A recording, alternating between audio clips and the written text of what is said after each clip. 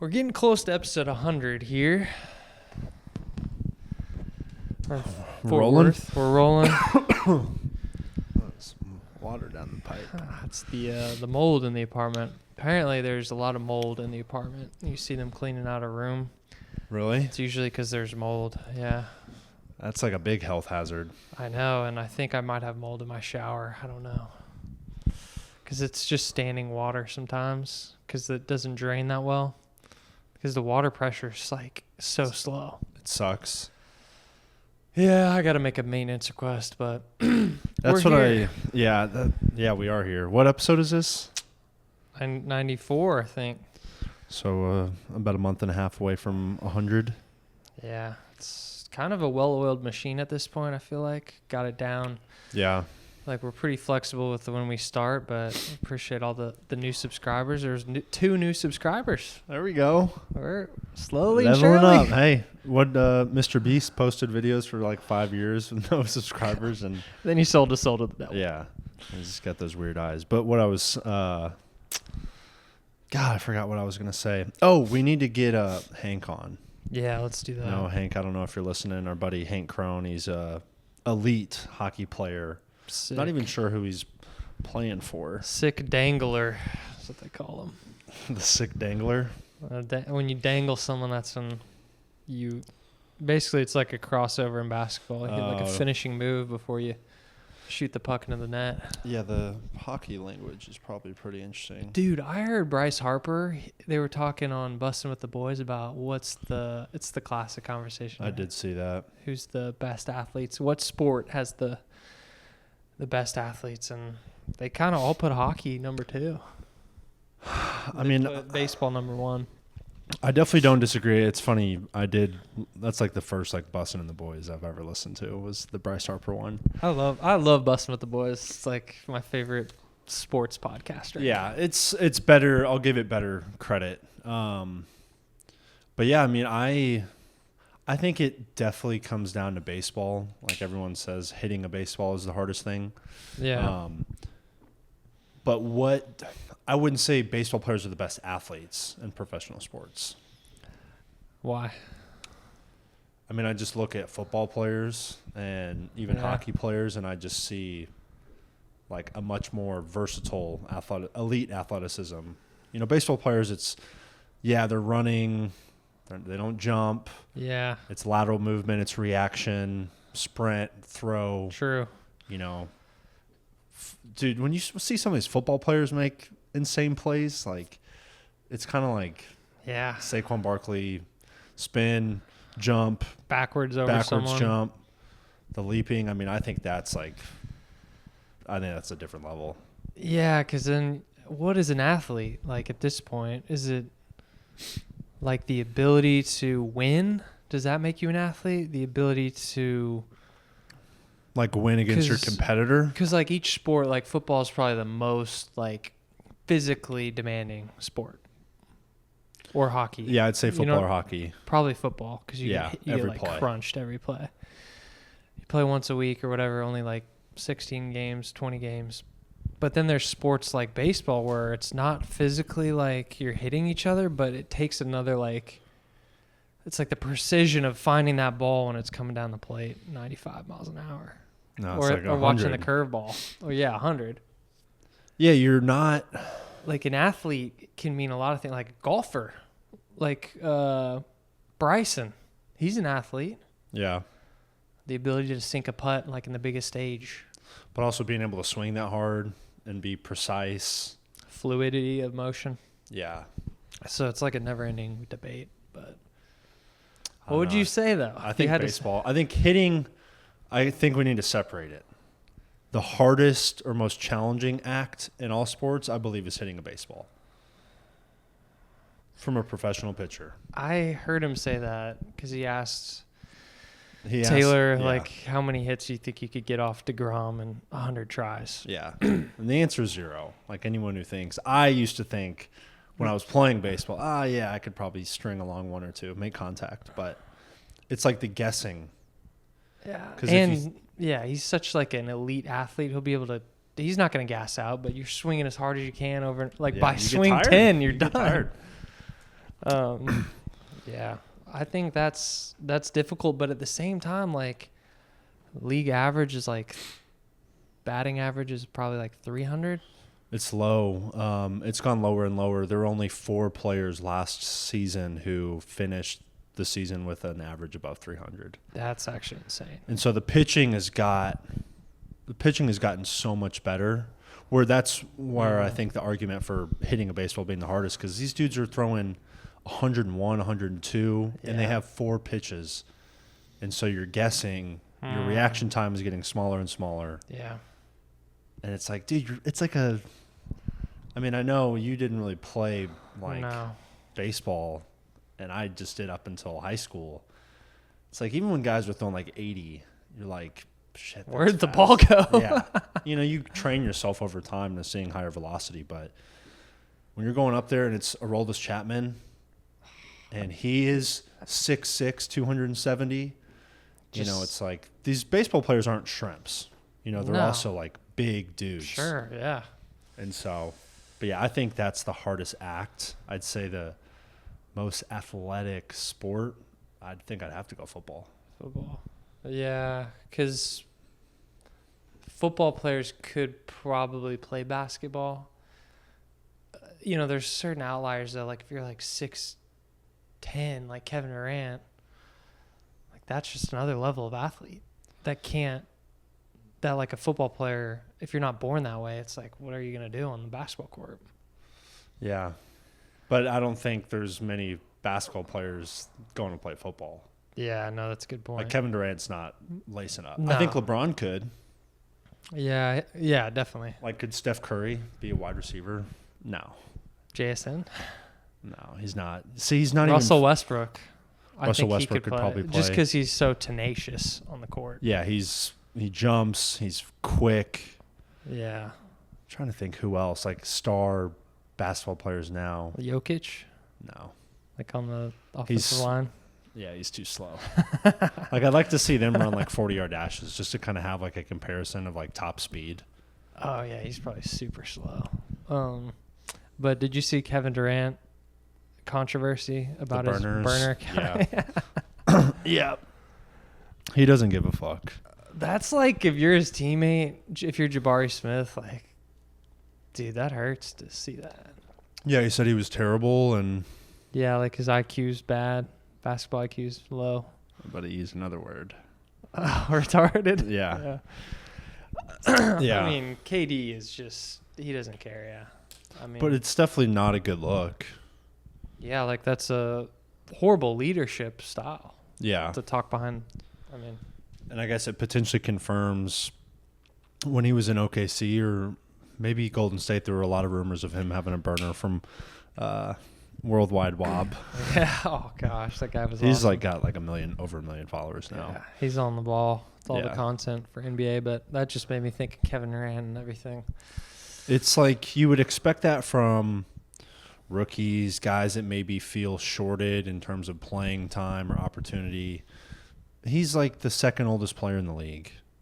Yeah, he's kind of like bitter in those messages. Yeah, but he's also made I read this the other day, out of all lifelong contracts between professional sports, he's second behind LeBron at like $500 million or something. Damn. And that's like, he's elite. Can be a little more joyful. Yeah. I don't know. It's probably that reefer he's smoking every day. I like how he talks to the fans, though. I like how he just kind of doesn't care about that stuff. Yeah. Well, especially that's what's weird sometimes when I watch basketball and you've got like the fans sitting courtside and it's like you're just a fan, and then right next to you, like the coach is sitting there or the player sitting there.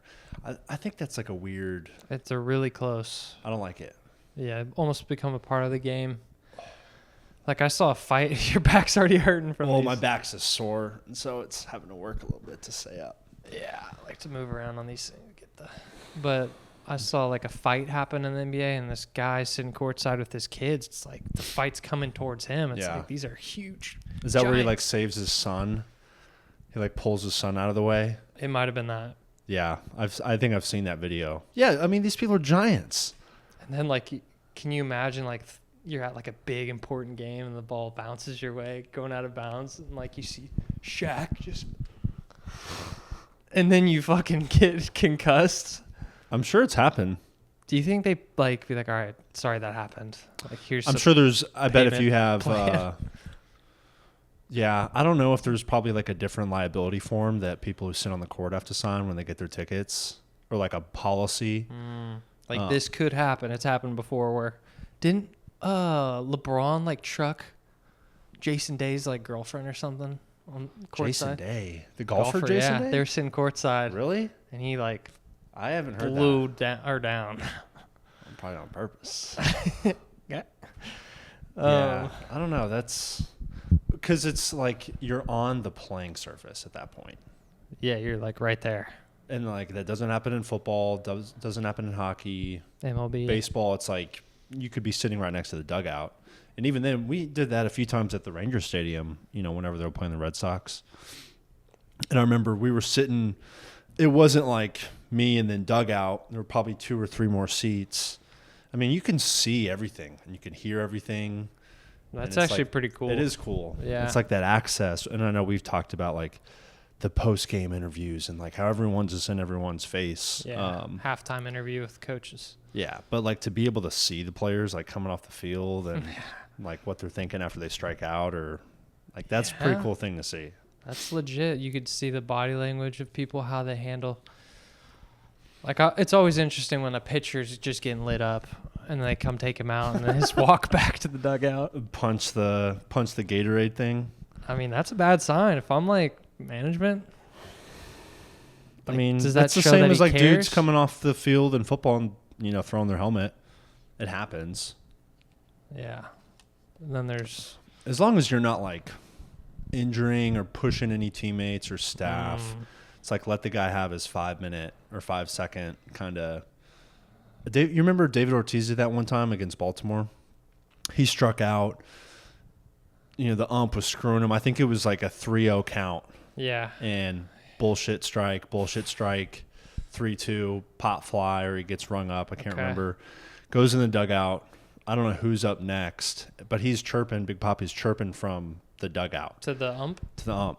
Gets ejected, and like on the way back into the dugout after he has his kind of meltdown, takes the bat and like swings and hits the bullpen phone. And this thing like explodes. And I think like Dustin Pedroia is like standing right there and like gets like some debris. Like he starts ducking because he's going crazy. Yeah. Cocaine bear. Yeah. That's not what KD called Westbrook in the burner messages. Have you seen that movie? No. It's actually pretty good. Really? Yeah. Is it how it sounds? Like the bear gets on a bunch of... It's like drug dealers and, yeah, like a package of cocaine falls from the sky or from like a parachute. And this grizzly bear gets into it and just starts like ripping people's faces off. Do you recommend it for our weekly movie rec? Is that going to be your... Nah. Do you have another weekly movie rec? Well, so I saw that Psycho Killer last night. Well, now we do need to... Let's talk briefly on Send Help. Because when I had mentioned it the first time, you hadn't seen it yet. It's probably been out 3 weeks now. Yeah, and then we did a podcast with Cal, and he was saying don't spoil. So, yeah, about 3 weeks. Rachel McAdams and then Dylan O'Brien. I thought it was a great movie. I think I recommended it to a lot of people. And the ending, the part where I was hung up on is like, why didn't they like wrap up the fact that like his fiance who was searching for them that came onto the island died? Like that kind of wasn't even discussed at all. She just ends up becoming like the CEO or whatever at the end. And well, because there was no survivors. But like, did they just assume that the fiance like crashed at sea and died? There was kind of no. I guess that's I hear what you're saying. What happened? I think it could have been, just a simple accident of they were hiking from the other side. She fell off the cliff. That's what happened. That is what happened. Which was, yeah. I'm glad they went back and showed it because they kind of showed Rachel. I can't remember what her character's name was, but they showed her kind of contemplating it. Yeah. My favorite part of that movie was the shock factor that you got from it. It was actually an action film, if you think about it. Yeah. From the plane crash to the it's definitely hunting. a top 5 plane crash in a movie I've ever seen. Yeah, I almost had a freaking panic attack. Yeah, like very real. The noises were real. Talk about landing in the deep black ocean during a storm. And it's like, well, fuck, are there sharks? Well, they showed a pretty good, once the plane crashed, and they landed in the water, it seemed like real. Like it felt real. And just, you're right, like this blackness of the abyss. There's nothing out there. Which, like, what do you even think? You're just thinking survive, get air, then, like, stay above water. And then a wave comes and crashes over you and you're tumbling underneath. I mean, a lightning strike. Yeah. Yeah, that scene was crazy. But then even I thought the best scene was when she killed that hog. She was hunting the hog. Yeah. She was like, that was her shit. She loved that. And that's where I think the movie got so interesting, because you ended up kind of not empathizing with her character, but like she had been this mistreated, kind of misunderstood person her whole life, made fun of, bullied. Yeah. And just for being, quirky and, the awkward. She's the girl who eats the tuna fish at her desk. Yeah, and she's not well kept. She's got a parrot. Yeah, like you feel bad for her. And so you're like cheering for like the evolution of her character of like she's the survivor lady. Yeah. And she like ends up like becoming attractive throughout the movie. She does, yeah. That was like pretty cool. I wonder if that was on purpose or not. I think it probably was. Yeah, because she was in her element. Like she was in the Survivor. Like she wanted to be on Survivor. Yeah, her like skin was changing. Her hair was wavy. Yeah. Where the other guy wilted away. Yeah, he was funny. He was such a twerp. Yeah, it's like if there's anyone you'd want to be in a plane crash, it's like the CEO, corporate finance, frat bro. Yeah. Yeah. It was a great movie. I think I gave it a 9 out of 10. I'll stand with that. I think it will probably be a top movie of the year. Yeah, I agree. I mean, I think that's going to be my recommendation, because I watched another movie this week and I would not recommend. What'd you see? It's called Fall. It's on Netflix. It's basically, the movie starts out with these 3 like free climbers, these like teenagers. Okay. Or just out of college, like young adults. They're free climbing like a freaking big ass mountain, and they're on the side of the mountain with no harnesses. The only harness the guy has is to him and his girlfriend, and that he puts in like little like holes in the side of the mountain. Yeah. And so they're going on the mountain. It's just like nerve-wracking from the jump. And then he puts it into this like hole he finds that ends up being like a bird's nest, and the bird comes out. He's whoa and falls off, and like it just whiplashes on the thing that's hooked to his girlfriend. That's hooked to the thing, and she's like, "Wait, Dan!"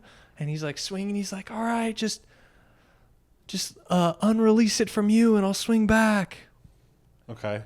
Anyways, he dies Because he falls. Yeah, he falls to his death. And the girls are just on the side of this mountain, like freaking 30,000 feet in the air. And then they basically cut to the girlfriend, and she's in the bar. And she's like drinking her brains off. Huh? She got off the mountain. Yeah, they don't talk about that. But she's like depressed. She's at the bar drinking. She's ignoring calls from her dad. She goes outside. The dad's there. She's like, Becky, do you think Dan would be here? If the roles were reversed, would Dan be in the bar right now? Would he be moping about his life? And then she goes back to her part. She's like, no, I don't want to ride from you, Dad. She goes back. You don't know what I've been through. She starts taking pills. Jeez. And then like she's about to like take a whole bunch of them and kill herself. And then her best friend calls. Her best friend's the other girl who's on the mountain. And she's like, let's hang out. And she's like, yeah, let's do something crazy. Let's climb up this like telephone pole that's like the world's highest. I think I'm getting some images that I'd probably get from like Facebook Reels about how this movie goes. It's just like one of those movies where your hands sweat and you're just like, these people are idiots. And so they climb this telephone pole, and Yeah, and then they get up to, like, the telephone pole is caged. And so they go up, like, past, they even say, like, we're past the Eiffel Tower. We've climbed that high. Dude, that makes me nervous just thinking about that Yeah, stuff. and they got one bottle of water. And then they get outside the cage where it gets even higher. And so there's nothing holding them. They're just climbing. And then, like, it keeps showing, like, the nuts and bolts of the thing. And one's, like, hanging on. It's like, and then it breaks. And Take a picture of me real fast. Oh my gosh. So they get to the very top. There's like a little like platform that you could stand on. And so she fires up her drone and then she's like, all right, I'm just going to hang like this off the side. Like literally one hand. And then she's like, get the picture. Oh my God. So I'm not going to recommend that. Movie sucks. Do they end up dying? I didn't finish it. Oh. Yeah, I mean, hey, it's all right to not finish. I wanted to kind of walk out of the movie we saw last night, which was that Psycho Killer. You keep talking about it. What about this movie made you want to see? So it was when we were at Send Help, and we came in, and it was the last trailer before the movie started. Okay. So I caught the, like, middle end of the trailer, and I was like, dude, the trailer looks, like, freaky. Like it's a psychopath killer? Like, yeah, like a serial killer, dark, not like a slasher or anything like that. It just looked like, kind of looked right on my alley. Okay. And so I'd watched the trailer. I was like, okay, this is good. It's coming out in just a few weeks. But I really hadn't heard much promotion about it. Sure. And so I kind of knew, like... Same guy from Send Help? Dylan O'Brien? No. That was the anniversary. We're going to watch that tonight. Yeah, you need to watch that. I'm going to keep talking. I'm going to turn the AC on. Okay, yeah. I'm getting hot in here. Where was I at? What was it talking about? Oh, yeah, the Psycho Killer. So it had the same character from Barbarian, the girl who ends up going into that Airbnb. And so she was really the only actor that I recognized in this movie. But it's pretty much set where there's like they call him the Satanic slasher. And like that's his serial killer name. He's already killed like 30 people along the highways.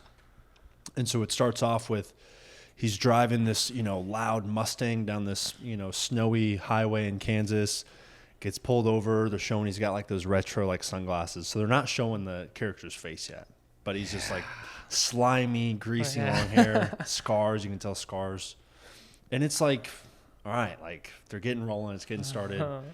Cop pulls him over. And then another cop car comes by, and that's his wife. So both cops are like husband and wife. Oh. So the husband initiated the stop. The wife was like, are you good? Like, I'm going to head home.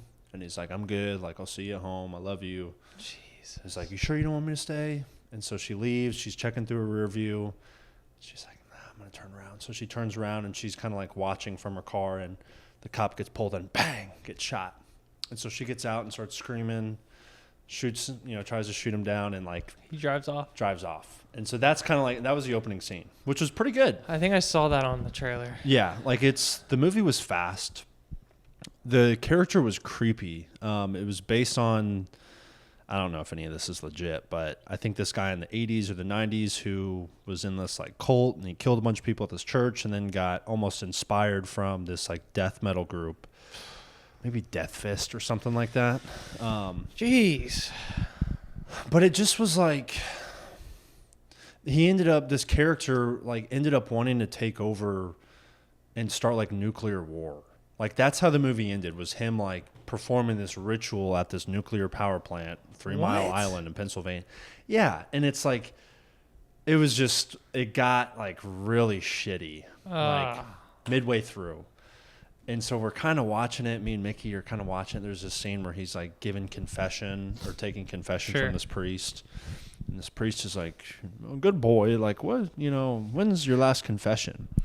So earlier in the movie, they showed the character, the slasher, like sharpening like this pole, like straw looking thing, like a long, metal pole, but he was sharpening it. So they're sitting in the confession booth or whatever. And he goes, shink. He stabs the priest in the neck with this pole and starts drinking. The blood is coming down through this pole. And he's like gulping his blood. And so we're like, covering each other's eyes. And so it got to the point where, because the movie got so shitty, Like, then it just turned into like satanic, straight up like satanic chanting.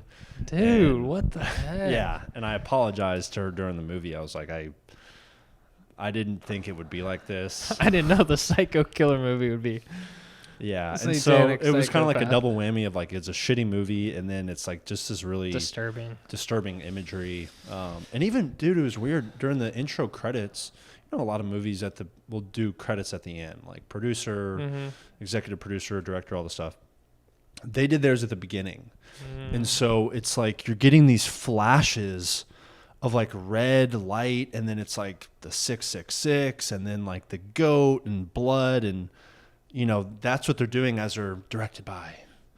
So it's like your first like 2 minutes of this movie is like this hypnotizing, like pulsing information and symbolism. Yeah, Yeah, we got ice cream after and tried to cool off. Yeah, you wonder, like, why would you make a movie that's like almost like a Halloween type film? That's what it could have turned into. During like the freaking February. Yeah. Like the timing of that seems a little weird. I don't know. Yeah, it was just not a good movie. But the movie recommendation that I have for everyone, especially in this climate, is called The Anniversary. Which I will be watching tonight, so I will have feedback on this recommendation. Let me see here. Basically, you were saying it's like a family, is like a perfect, nuclear family is going to have a nice anniversary. And one of the sons, I believe, has a new girlfriend that's being brought to the dinner. Yeah, so I'll read. It's like a political thriller. 2025. It's got a great cast. Kyle Chandler, if you ever watched Friday Night Lights, the coach. He's been in a lot of stuff. That guy right there. He was just recently in The Rip. Which also, that sucked. Yeah, they didn't rip.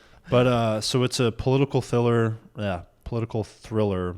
A provocative thriller about a very close-knit family that is torn apart as a new movement, The Change, envelops the country. Sad. Like it almost, the movie felt like sad movie.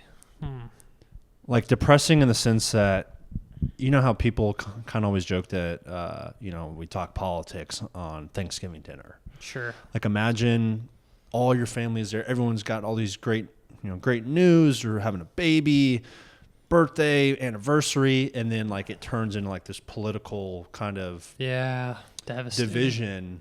And it's like just that times 1,000. Golly.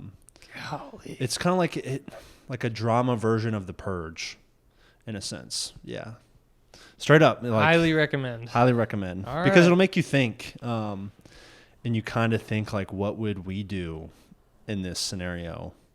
What team would you be on? How would you treat your family if this is how they started treating you? So it's very relevant. You got to stay locked in, though. Like, it's not, like, action-packed. It's a dramatic movie. You got to, like, stay focused to the details, to the foreshadowing, to the dialogue. What would you rate it out of 10? I'd give it an 8.5 out of 10. Wow. Yeah. We were hooked. 0.5 less than Just a little bit less, but different. Yeah, way different. So that's my movie recommendation of the week. I'm going to have to watch that because it's reminding me of a movie. I watched Joaquin Phoenix on Theo Vaughn a while back, and he was in a new movie that's basically kind of like that political style movie. Eddington? Austin, I think, watched it. Yeah. Joaquin Phoenix plays like a stressed police officer. Yeah, apparently. like a sheriff. And what's the other guy's name? The Toucher? Forrest Whitaker? No, Pedro Pascal. Toucher. Forrest Whitaker's in like every movie. Oh, what's his name? Pedro Pascal. He's in The Club. Yeah. He's in Bad Bunny's music video. I know. I'm off. Yeah, I wish I would have watched Kid Rock's halftime. Yeah, the TPUSA stuff. Yeah, but and it's... What's your honest take? Of Bad Bunny? Just of like Super Bowl. The Super Bowl halftime. All of it sucked, to be honest. Like the halftime, I don't want to offend anyone because I know that's like a culture that I love. Like, I love Mexican food. I love Mexican people. I love, like, how hardworking they are. We're in Texas. Family oriented. All of that. I love it. Like, I even love, like, my favorite restaurants, Joe T. Garcia's. I like the vibe of, like, that. I liked the set. I'll be complimentary about the set. It was very aesthetically kind of pleasing. Other than that, like, yeah, I wish I would have done something during halftime. Didn't like it. Didn't like it at all. Like, the mumbling. And then, like, in the back of my mind, I'm like, yeah, this is definitely, like, a ritual. Lady Gaga's, of course, there. Like, they don't even have a song together. Like, what's going on? Yeah. And then, like, I watched a video on it because it was, like, Ricky Martin was the other guy who was in the music video. And so what's his story? I'm pretty sure he's just, like, a famous Latin singer. Okay. So apparently it's like he's passing the torch to Bad Bunny to now take on that role. Yeah. And then he gets upon the power lines and whatever, and they're like exploding. It's symbolized like a grid crash or something. I saw that was like symbolizing that like Puerto Rico suffers a lot of like no electricity. That actually is probably what it means. Because I think it was like he's trying to tell a story of like Puerto Ricans. Yeah. And so my problem, entertainment wise, like, sure, whatever. Like, is it something I would probably watch on my own? You found it entertaining? I think it was entertaining because I was curious.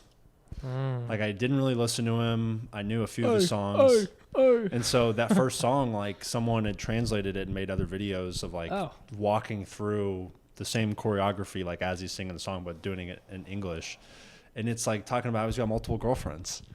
And, Bunny? Yeah, it's like... Well, yeah, he's, like, pretty much just like it's a like regular I gotta take to my auntie, take a selfie. Pull it up. Yeah, I gotta find it.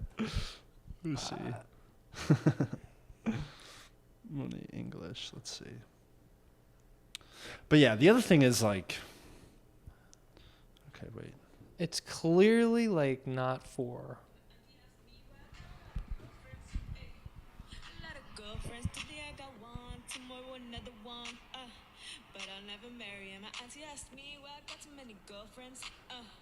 A lot of girlfriends. Today I got one, tomorrow another one. Hey, man, I think I wanna take them all to the VIP, to the VIP. Hey, so they can meet my auntie. We're gonna take a selfie, say cheese, and you smile if you've been with me. And we're in the VIP, Hey, say hi to my auntie. We're gonna take a selfie, say cheese, and you can smile if you already forgot about me. Man, I like the Gabrielas, the Patricias, the Nicoles, and Sophia. My girl from kindergarten, her name was Maria. And my first love, her name was Talia. So it's like the same. He's rapping about having different girlfriends, but it's in Spanish. But that's the innocence of that. Yeah. Of like where half of your audience doesn't even know what you're saying, and they're kind of dancing around, singing around, they're being clapping around like, "Oh, this is so good." Yeah. It's like your ignorance is like literally blinding you to just like the actual words of what he's saying. Like no one would ever let Suicide Boys do a Super Bowl halftime. Yeah, definitely not. The same way I don't think it would be good to have 21 Savage or, Kodak Black. It's like there's just a message where if you bring on a Chris Stapleton or even Justin Timberlake, I mean, he's done that before. Yeah, he's been Maroon good. 5, like a little bit more uplifting, a little bit more positive. Yeah. Not so delinquent. I wonder how much this is like artists don't want to do it. Don't want to do the Super Bowl? Like, how many artists do you think they ask? Like, hey, like, look, like, we need you. Oh. Just, like, think of, like, a random artist. Like, Morgan Wallen, you want to do the Super Bowl? And he's like, not for me. I doubt he got asked. Because you also got to He's think of the huge, state though. of the... Exactly. Think of the state of the NFL and kind of what their signaling has been. Look at their gonna player say base. He had his obvious the N-word. misfallings, yeah. Well, Lil Durk said it's cool, though. Well, Lil Durk in prison? Yeah. Yeah, he was, like RICO charges and stuff? Probably. I mean, that's what they rap about all the time. Yeah. So that's, like, that would be another good example of, like, I think a lot of people were... And this is where like the conversation I think is so obvious when it comes to like our political discourse and division. It's like tolerance is not a virtue. Like that's something that I believe.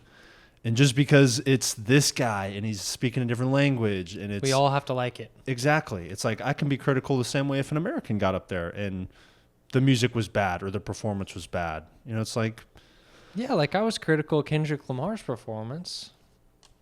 yeah. Well, you said that one was better than this one. 100 times better. But he used At his least, platform like, to call Drake a pedophile. And like people are Probably because the is. culture, but there's no evidence for that. I mean, there's no evidence that insert. There's more evidence that Kendrick Lamar beat his wife than there is that Drake's a pedophile. Yeah, I'm not like defending Kendrick Lamar at all. I'm just saying like I preferred that performance over Bad Bunny. Yeah, well, it's also music we've listened to before and someone we Yeah. recognize versus someone that we don't even speak their language. And honestly, like, dude, how many Mexicans are in the NFL? Not many. So what are we doing here? I think it's the global. Oh, he's not Mexican. He's Puerto Rican. Yeah, Puerto Rican, which is technically a part of the United States. Yeah, And so I think the messaging of like we are Americans too. that was cool. I liked the end when he had the both flags. That's yeah, cool. I respect that. which I don't know if is that from his genuineness or is that like Roger Goodell saying, hey, we're gonna let you do the Super Bowl, but like you're not gonna get half your money if you make this statement. We need you to follow this at the end. You're gonna include this. There's probably a lot of that. Like, don't say like anything bad about America. You Yeah. can big up your own. I mean, I'm thinking Puerto Rico is another country, but like, But if he you know what like I'm at the saying. very end was like, Donald Trump, you think we're dirty rapists? It's like fuck you. he Like, should this is have. how He should have said America- something like that. Would have made it more entertaining. But think about how many people would have celebrated that, and then the response from the other side being like, everyone being Yeah. like, I'm done with the NFL. Like Super Bowl is canceled. Yeah, that would be ballsy if he said that. Yeah, because I listened to the PBD kind of analysis of the Turning Point USA thing. Okay. They had I think Okay. 6 or 7 million total live viewers for their Super Bowl That's a American lot. halftime. It is a lot. It's like 7%. They were talking about like when does the NFL need to be concerned of a rival competitor for kind of their in-game performances. It's like 7 to 10% of however many people typically watch The Super Bowl? Yeah. So And it's I don't small think percentage. Bad Bunny broke. Every time it's like new world record. Most viewers ever. Yeah. There's more people watching the game, and I think it was actually less than what it was for Kendrick Lamar, like 129 million or Definitely because there's no superstars in the Super Bowl. that. And I think there is a 5 to 10% base of the NFL that was like, yeah, we're not going to watch that. We're going to go watch our TP USA thing, which to each his own. I know a lot of people that did, to be honest. I didn't even know what was going on, honestly. I heard about it after. I didn't know what was going on, but I mean, I don't think it's like a political statement to say like you wanted to watch that, but it seems like it is. It is. I mean, yeah, I think it's because what But would be your should it be? justification for why you wouldn't watch it? It's based in like a political feeling Or you just A don't value like system. his music. You like Kid Rock, you like country music. yeah, that's I mean, true. it could be as simple as that. It doesn't have to be like this deep, like political decision. Yeah, It's but like, also, oh wow, this is going on. also I'll say Kid Rock is not like the moral framework for, Yeah, he's not Bad Bunny. no. And I saw a lot of people quoting one of his songs from I think back in the 90s where he's talking about like getting with a younger girl and like of course TPUSA supporting more pedophiles and it's like just shut up, shut Crazy. the hell up. I mean, yeah, and then it's like Turning Point USA. Like, let's. Yeah, there's still a lot of There's questions. just, yeah, there's a lot of questions for Erica Kirk, dude. Who would you next year? Who would you rather have for Super Bowl? Would you rather? Or Yeah, like who would you select? Tool. I actually liked Green Day at the beginning, I didn't really catch that part. I think I was cooking the burgers. like American Idiot. Like that was like such a symbolic song. If anything was symbolic, that song was. 'Cause it's like, don't want to be an American idiot. it's like, don't want a nation full of propaganda or something like that. Do you hear the sound of the stereo? My fuck America. I think it's. Can you look up the lyrics real quick? Because it was like, want to be a product of new media. it was powerful in the sense like that is so true. There's so many like quote unquote American idiots that just believe the propaganda in the media. Let's see. Because that was an enjoyable. Don't want to be an American. Yeah. Don't want a nation under the new mania. Can you hear the sound of hysteria? The subliminal mindfuck America. Welcome to a new kind of tension all across the alien nation. Where? Okay. The Alien Nation or Alien Nation. Oh, okay. And television dreams of tomorrow were not the ones who were meant to follow. I think they use the F word in there. I'm not part of a redneck agenda. Now everyone do the propaganda and sing along to the age of paranoia. Welcome to a new kind of tension. I thought it was good. Who would you have? I'm kind of blanking. Thinking of like who? I mean, I would definitely say, fuck. If it could be like a combination of Morgan Wallen, Luke Combs, Chris Stapleton. That'd be awesome. Just like, and this is almost like my personal, like, I want to protect like our American sports. Like the NFL is expanding. The global games, international games, for sure. And a lot of the fans here are getting priced out. They can't even, it's hard to watch it, and let alone hard to buy a freaking ticket. So it's like I have like a vendetta against the NFL because they're, oh yeah, we're going to push more games to Germany and Brazil and Mexico City. It's like, it's our American sport. It's also a business. Yeah. And it's like they have to kind of do that. But like, I would like those people. I was thinking in my mind, I would love Jelly Roll. Oh. Dude, he's lost like 400 pounds. He's an inspiration. I know. I just am not a fan of his music anymore. That's fine. It's like too gospel preachy for me. Who else would be good? Morgan Wallen would be great. So yeah, because every person in America is like, oh, I've heard that song before. Who Post Malone did Thanksgiving? He would be amazing. Yeah, I mean, there's Ella. I mean, yeah, it's like I guess I'm kind of just thinking like country music. Yeah, Ella but I think Langley if you were to would go be to good. like more classic rock, like that would be great too. Yeah. Yeah, just like it's gonna be fucking. Who is it actually gonna be next year? Like, what's the worst case prediction? Lil Nas X. No, he's done. He's already too crazy. Like, I think it's probably gonna be. Is it gonna be a man or a woman? I bet it's like a really slutty woman. Sabrina Eilish? Carpenter. That's a good guess. Sabrina. Yeah, I think she's like transcended the. She is like the next one up. It feels like if it's not gonna be Taylor Swift. No, she wouldn't do it. What if it's gonna be that Chappelle Roan? You ever heard of her?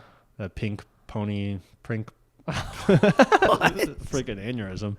Pink Princess Pony or some bullshit. I don't know what you're talking I think about. she's like a transgender or no, That would she's a be drag too- queen. that She's a would drag be- queen. That would be no. They wouldn't let that happen. I don't think. I think. I think Sabrina's probably the best guess. She had that big Lay's commercial or Pringles commercial. She did. Yeah. I was also thinking there's like this one like white trash female rapper. Oh, what's her name? I don't know. Yeah, Sabrina would be my guess. I would say that's And that would probably be another one that I'd like tune out for. I don't know any of her songs. I don't know I'm any not of her gonna sing along songs. to it. Yeah, like whatever. Let's get off the Super Bowl. I don't like talking about it. Yeah. It sucked. The past two Super Bowls sucked. We need Patty Mahomes to get back in there. No. We need Lamar Jackson in there. We need someone like We exciting. need a Bears Ravens. That's what it should have been, Bears or the Rams. The Rams would have been more exciting. Oh my, 100%. And then But I think the Patriots fucked it. I don't think they were exciting regardless. Well, whoever their Bo opponent Nix was. getting injured, like that was the matchup. Yeah, that's true. And hopefully he's it sucks. It happened on the last play of that game too. Yeah, I think second to last play. Okay. Ring camera debate. So in my apartment complex, I have a Ring camera, and I know a lot of people have Ring cameras. And recently they called me and said, "Hey, Jack, like you can't have this Ring camera in this community. They're not allowed. But you can put it inside your apartment if you want." And so I was thinking about it. I'm like, Did they like email this to you? no, just called me. Oh, really? Okay. It's been about a week. I still have it up. Wedgie. Like, do you find that it's an invasion of your privacy if you walk by someone's property or by their apartment and the Ring camera catches you walking by? Is that, in your mind, an invasion of your privacy? No. Okay, we're going to agree because I don't think it is either.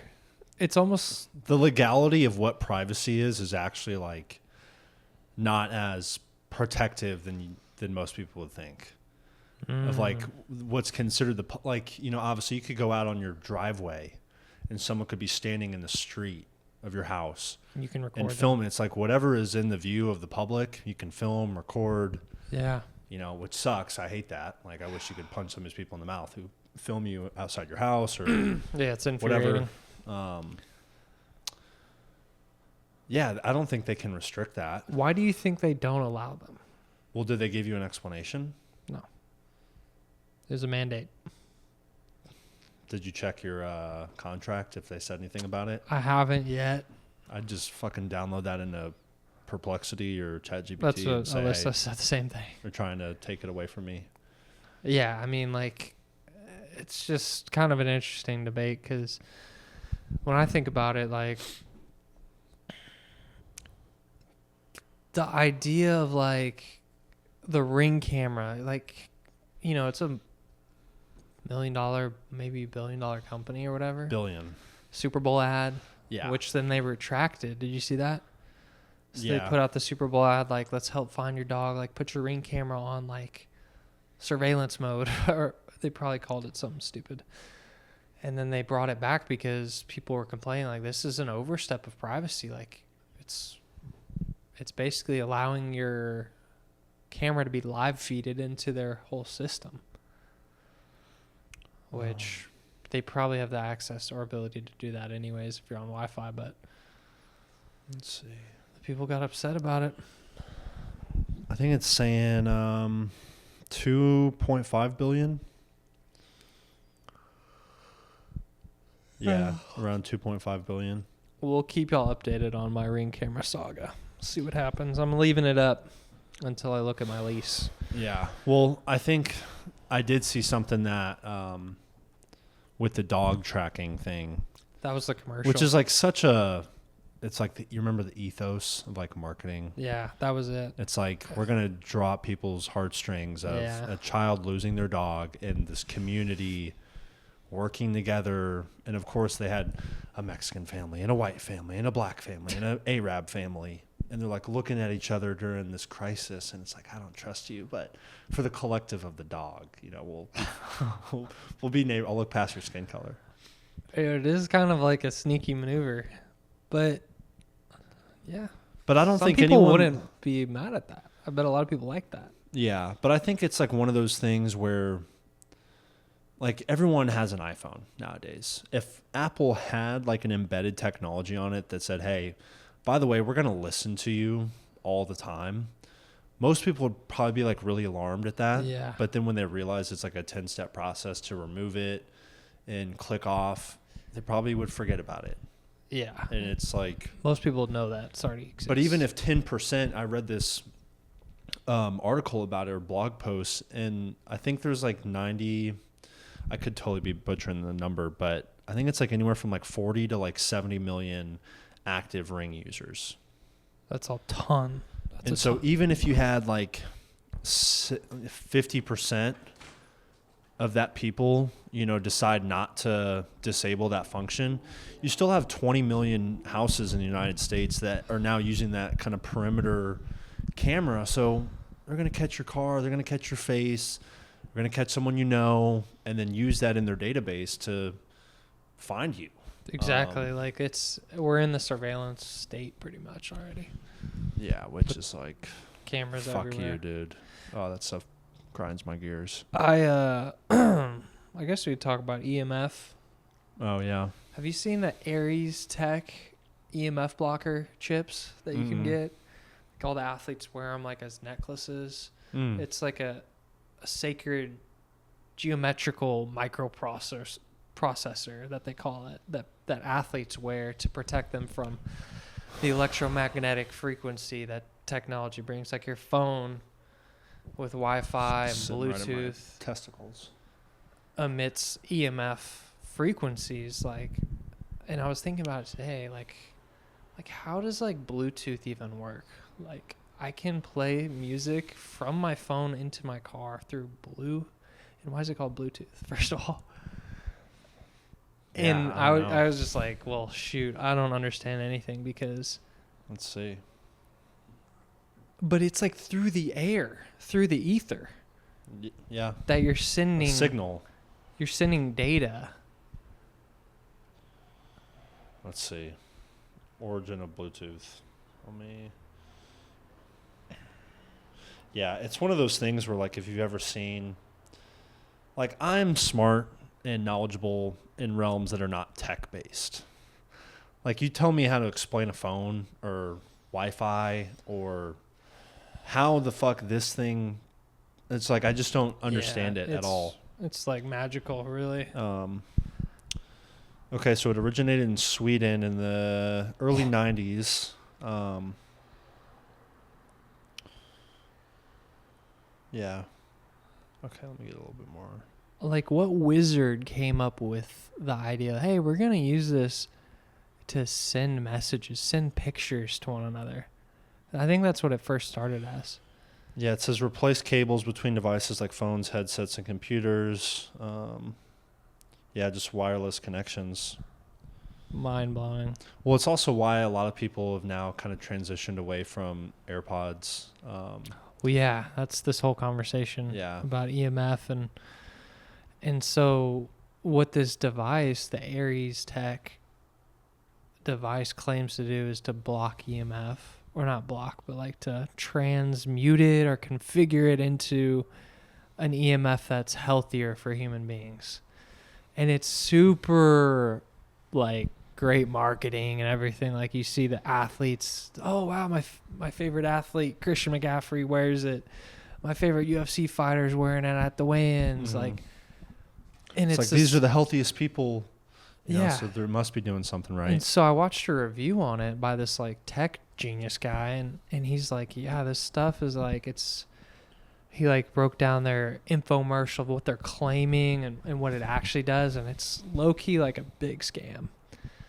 It doesn't block really any EMF. There's EMF trackers you get, and they put it above between the Wi-Fi and yourself, and they put the thing in between. It doesn't do anything. But then there's natural metals that you could put in there that blocks the EMF, but it's a big conversation, especially with the 49ers and their practice facility being right next to the electrical substation. Yeah. The George Kittle thing you said earlier about all the trees just started to slowly die. Yeah, and then they blocked it off. And then you can hear it just humming, how we don't understand what that's doing to human bodies. Oh yeah. And I think they even say don't sit with your laptop on your lap, Don't put your phone straight up to your ear or your temple. I mean, yeah. And then the Bluetooth headphones that I use in the gym every day, I mean, it's there's shit going in and out. But yeah, they can't technically prove that causes anything. Yeah, because it's it's technically low exposure, so we're generally safe. Yeah. It's you're right. You have absolutely no idea, because it is so just opposite and abnormal to just our normal human bodies. We're like inundated with it though. Everywhere you go has Wi-Fi. Everywhere you go has the 5G. electricity. People might have been Well, it's right. kind of like I think of that sometimes with the, not the solar, like the wind turbines. Oh, That frequency that they create and how it, Messes with disrupts the birds. like these sea animals and whales and things living in the ground. It's just like this constant vibration. It'll like drive you crazy. And I also don't understand why. I guess it's maybe a pressure thing, like why sometimes I get like that, like ringing, Yeah. when you're just like, what the fuck is like that going happened to me on? today, actually. I was sitting up at my desk. Yeah, it's like, I don't know what that's coming from. Is that Yeah. like 10 brain cells that just got exploded? Yeah. Your brain's just screaming inside. Like, ah! Yeah. And then you touch Earth and you're away. You put your phone away. You're going to walk. You ground yourself. And so that's what McCaffrey said. He's like, I don't know if this technology works, but I'm not going to make any claims. Maybe it's the case that like you just need more electrolytes. Like it's dehydrating you. It's like electrons, electromagnetic electrolytes. Like maybe like if Let's demonize salt. oh gosh, that's next. Yeah. Oh, it already happened. Yeah. Yeah, that is interesting. But So- yeah, you can't trip about it, I don't think. Well, no. And then he's like, yeah, why didn't everyone else on my team get injured? It's like, well, you had more injuries than normal. Like, can you explain it? Like your ligaments, like getting damaged. Yeah. You able to recover? From what I understood on the anatomical side is that it's like degrading their type 2 collagen fibers, which is once these guys get injured, like your body's ability to reproduce the strength in your tendons and ligaments is just like you're compromised. That's And crazy. so it's not necessarily like you're going to get injured. It's like if you're already injured, you just may be kind of stuck in a cycle of never getting back to that 100%, which, yeah, it does suck. I wanted to ask you, have you read anything up on the Chicago Bears stadium that bill passed yesterday, No. I believe, or they had an additional conversation? It's all based on property taxes.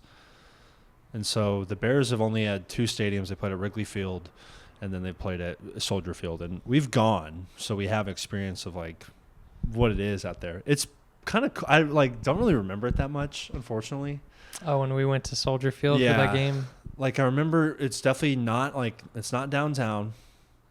Like, it's not in the city, like I downtown remember city. something about it. I'll tell you. Well, I remember it's like herding cattle to get in and out. That's so that's the worst part. it's like a bottleneck. So they definitely do need a new stadium. Okay. And they've been trying to work with Chicago, Yeah. the city of Chicago, which we know is ran by fucking numbnuts. The Brandon Dems. Johnson.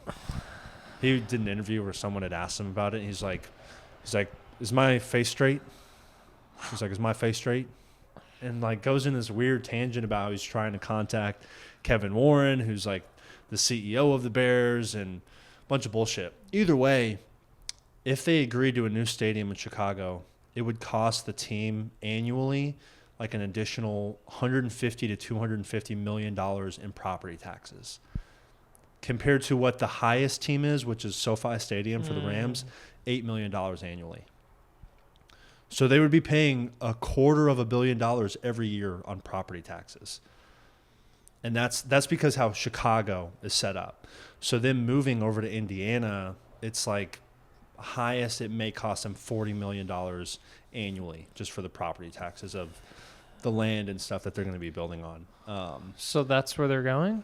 Indiana? Yeah, because they talked about how the legislature in Indiana is like Willing. working with them. They're like, Yeah. hey, because you're going to bring us all this business, you're going to be headquartered here, whatever, Yeah. tax breaks, incentives. Sure. Chicago, on the other hand, is like, we need your money. Like, we're going to blow your money on more fucking homeless projects. And But they're not working with them, so they're not going to get the money. yeah, the Bears are going to move. The Indiana Bears. Hammond Bears. I listened to like this Tim Pool thing about it today because Really? I guess he lived there for a little bit. Okay. And he was talking about the Bears, and he was just making some funny commentaries. Like, I left this city. We want to go back, but he's like, fuck them. He's like, they need to learn. And Brandon Johnson, the mayor, was like, the Chicago Bears belong to the city of Chicago. It's like, dude, you're so blind that. Well, they kind of do. It's like it sucks that's But it's coming. like you just said, it's a business. It is business. So like, if they're gonna say, hey, you're gonna tax us or, send us a bill for $250 million annually, which would be 25 times more than any other team in the NFL just to have the stadium there. It's like a no-brainer. Yeah, it's a no-brainer. It's ridiculous. Government in general is just they take so much. They don't give back that much either. Yeah, and blow your tax dollars on a bunch of bullshit. Yeah, but that's interesting. Look, like that happens with, I think, Amazon. It's like, all right, you're going to bring an Amazon or distribution center to this rural city like Cleburne, for example, where they're building one right now. And then it's like, okay, well, why should we come to Cleburne? Like, it's almost like you got to make a deal. Yeah. So I think people just get upset. It's like, oh, wow, Jeff Bezos, the billionaire, he's not willing to pay his fair share. And it's like, well, I don't know what the right answer is. Yeah. Or like, yeah, you're right. I think that's a good example when companies like relocate a headquarters to a state that it's literally going to cost them less and less red tape and less bureaucratic influence. It's like if you ran your business, like that's literally what you would do. Exactly. But most of these people can't even think past like everything's me. I own this. It's not there. You can't be illegal on stolen land, you pig. Oh, dude, there's this guy on Instagram. He is the best. He has like nose rings, looks crazy. He acts like he's black. He's a white guy. Yeah. And he goes up to people. He basically just walks around like, I think he's in Chicago actually, and he finds like abortion is healthcare stickers on people's bumper of their car, or like stolen land or whatever you just said on like someone's flag, and he goes up to them and he let's sign a petition for this, and he basically hoodwinks them into thinking like they're on your team, and then he flips it on them. Like he's like, oh my God, my dog, she's pregnant in the back of the car. Like my car broke down. Like, can you please help me? She's like, yeah, sure. He's like, can you pull your car around? Like, yeah, I was just taking her. She's pregnant. I was just taking her to get an abortion. She's too young. She can't have these. Jeez. And she's like, whoa, I'm not into that. And he's like, but your sign there says abortion is healthcare. So why should we abort dog babies? Or he's like, well, we aren't allowed to abort dog babies, but we can human babies. It's like federally protected law or something. And then they just have like a mental just like glitch, and they're like, leave me alone. Slams door. He has so many of them. I'll send you this guy. I think I've seen somewhere. He's like, yeah, they're just taking puppies out of their mother's baby. I think this is at TCU maybe. Oh wow. And it's like this white couple, young, just you can just tell. And they're like, oh my God, this is tragic. And they're like signing it, and he's like, yeah, we got one more. Now we're doing the same thing for human babies. And they're like, oh. And he's like, but you just signed the and they're like, yeah, we're not interested in that. She's like, puppies are a lot cuter. Just like this. Yeah. It's so infuriating because it is like you just expose how fucking stupid you are in your thought process. And he's like, he's like, excuse me, I'm a black male. And they're like, you're not black. And like, bigot. You just dead skinned me. Oh my God. Yeah. And he's like, yeah, I've been racialified or whatever. Yeah. It's like these, you wonder what's really going on in their minds. And I kind of like, we've never been interviewed like that where someone's doing a pop-up and we go and like, hey, if I was this guy's like, if I wanted to be if I'm Chinese, and he's like just this average white guy. It's like, if I told you that I'm Chinese, what would you say to that? And they're like, well, I really wouldn't believe it, but, if that's how you feel. And he's like, okay. And he's like, what if I told you I'm like 12 years old and I want to go, enroll in 5th grade? I'm like, well, if that's how you feel, it's like these people can't concede to the idiocracy of their thinking. Yeah. And it's probably because a lot of them don't have their own children. Because I don't even believe how you could think that way if you had your own kids. Yeah. And you're like, yeah, I want a male standing next to them in the bathroom or in class. Or that's horrible. Your teacher to be like a 20-year-old transgender person who's, you know, we're not going to say the Pledge of Allegiance. We're going to say the Pledge of Butt Fuck. Pledge of Dildo. Yeah. Grab your dildos. We'll now commence the lighting of the dildo. Bend over. Oh my God, dude. It would be, it's so crazy. It makes me nervous. And that's kind of one of the themes in the anniversary movie. You know, this conversation of, man, I don't want to have kids if the world is so messed up, you know, which I'm sure you've probably heard in our culture a lot. Definitely. Which I think is exactly what the evil people and the globalists want you to believe and kind of convince yourself that, by starting a family, I'm actually going to contribute to the chaos, which, like, I think it's the exact opposite. Yeah, I it's agree. The best thing you can do. Yeah, the Bible says to, like, be fruitful and multiply and you know, and then also, too, like, that's the best way to basically defend against evil in the state or whatever is to, like, have a family, a strong family unit. And it's like a team. Mm-hmm. You're going to like the movie.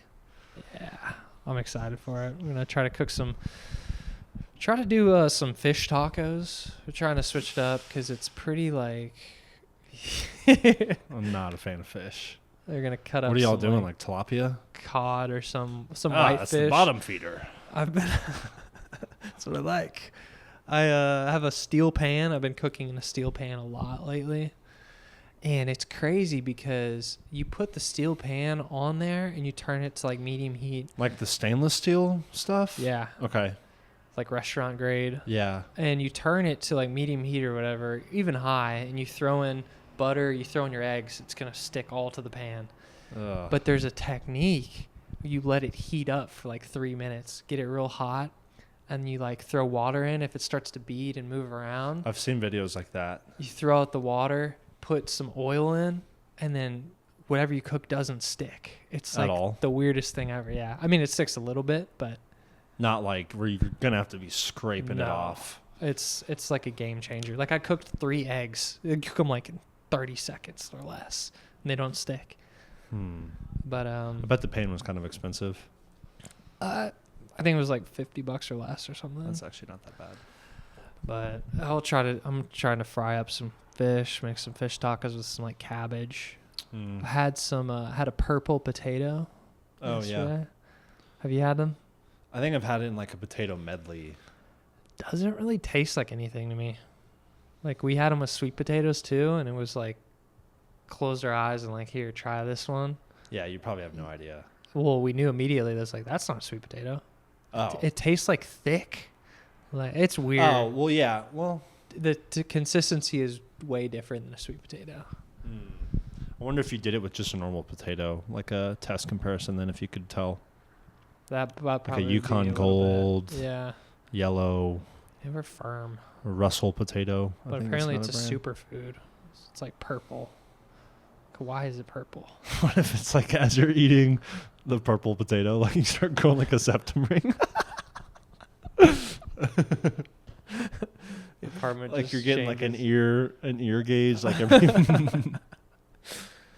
I suddenly have like a Starbucks apron on. Yeah. It's like there's like a Kamala sticker that starts appearing on the back of your phone. Libs against Trump. Yeah. Oh man. I've been going over an hour. It's an hour 10. That's all I got. I'm trying to think if there was anything else that I'm about to go get a good sandwich after this. Some good food. And then we got some paintball tomorrow. Yep. And then back to work Monday. Starting a new thing on Monday. It's exciting. So I kind of just took this week off. Just kind of rotted a lot more. Just like really try to give myself some rest. That's good. I know mentally it's going to be a lot of information this first 3-4 months. So That's a good plan. it's like things are going to be different starting Monday, which is exciting. It's good too. It's like sometimes you need a change. Yeah. And it'll be exciting. Time to solve the world's problems That's what we're doing every day. and get paid. All right. All right. Good pod.